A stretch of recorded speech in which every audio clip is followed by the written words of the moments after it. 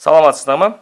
Сіздермен бірге Тайыр Нұрпейісов, TestMe каналы, және бүгін біз квадрат теңдеуге келтірілетін теңдеу жайында есеп шығарамыз.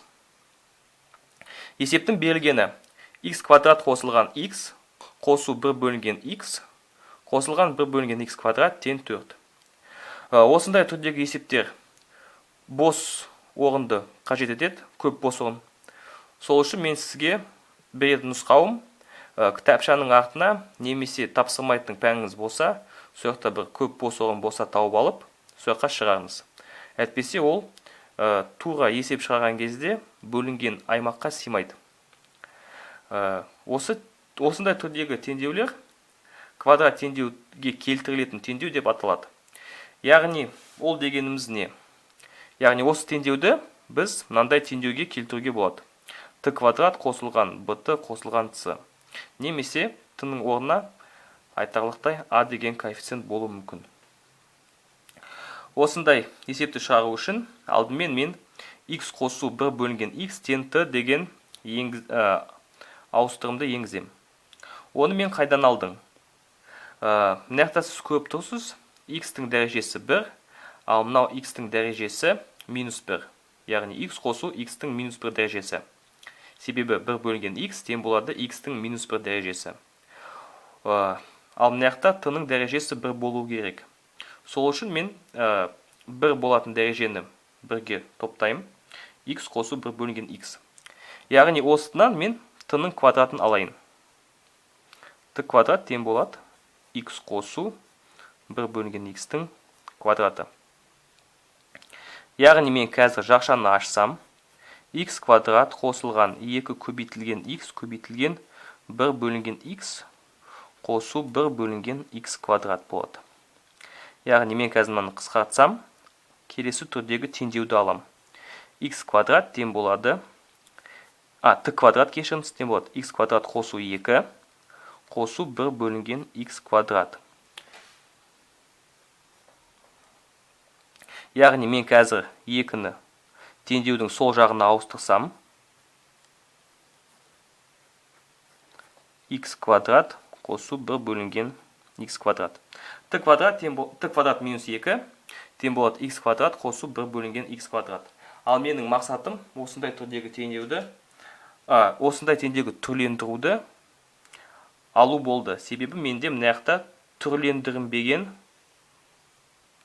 осы 2 мүше қалып тұр. X квадрат қосу 1 бөлінген x квадрат.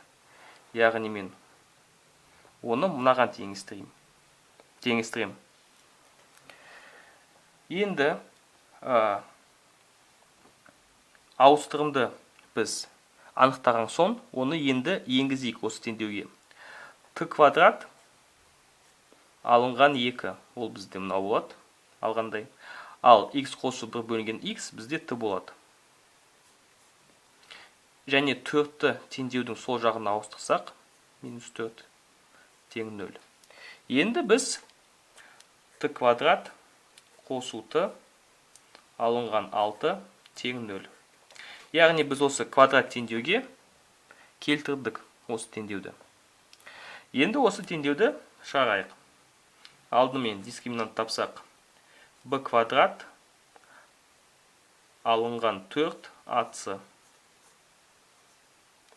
Яғни ол 25-ге тең болады. 1-дің квадраты минус 4 көбейту минус 6 тең болады. 24, екеуін қоссақ 25 болады. Яғни t1 2 тең болады. Минус b плюс минус 5. Түбір асты d. Түбір асты 25. Ол тең болады 5-ге. Бөлінген 2a. Осыдан шығатыны t1 дегеніміз 2-ке тең, t2 дегеніміз минус 3-ке тең. Минус 1 қосу 5 тең болады 4. 2-ке бөлсек 2 болады. Минус 1, минус 5, минус 6. 2-ке бөлсек минус 3 болады. Яғни біз t-ны біз ауыстырдық қой осы жақта. x қосу 1 бөлінген x. Енді осын жазайық. t1-іміз тең болады бізге x қосу 1 бөлінген x 2-ке тең. Екінші жағынан x қосу 1 бөлінген x тең болады минус 3-ке. Енді осы теңдеуді шығарайық жеке-жеке. алдымен мынау бөліміндегі x-тан құтылу үшін біз x-ке көбейтеміз теңдеудің екі жағын. Ал бөлшектің бөлімінде 0 болу мүмкін емес, және 0-ге көбейтсек 0 тең 0 деген 0-ге де көбейтуге болмайды. Яғни біз мына жақта есте сақтаймыз x тең емес 0 деп. Жауапта яғни x тең 0 болса, ол жауап автоматически қате болады. X квадрат қосу 1 тең болады 2x. 2x'ті теңдеудің сол жағына ауыстырамыз. Мынау байқасаңыз, x квадрат минус 2x көбейтілген 1 қосу 1. Яғни, екі санның айырмасының квадратын береді бізге формула бойынша. Мынау қысқаша көбейту формула. X минус 1-дің квадраты тең 0, яғни x тең 1. Ал біз мына жақта көріп тұрмыз, мынау теңдеуді шығарсақ, x2, x3 пайда болады, себебі мынау x1 болады. Енді осы теңдеуді шығарайық.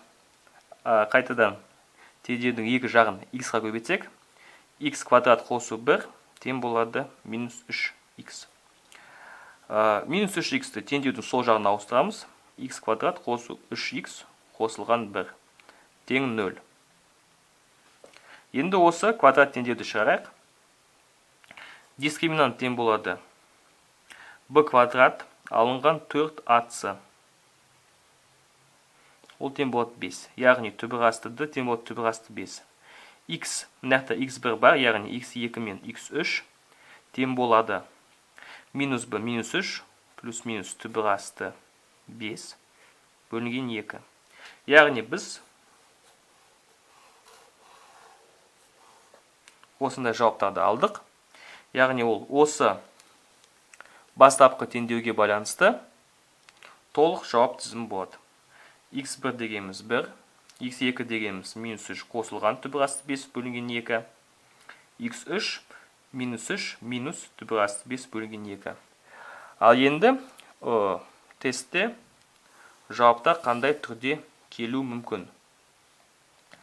Яғни ең бірінші түрдегі жауап ол жазылып тұрып x1 тең 1-ге, x2 мен 3 тең болады минус 3 қосылған алынған түбір асты 5 бөлінген 2.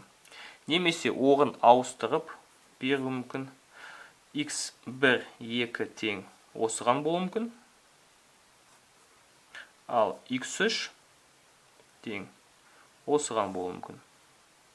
Үшінші түрдегі жауап бүкіл сандарды тізіммен жазу. Яғни мынау бізде теріс сан болады.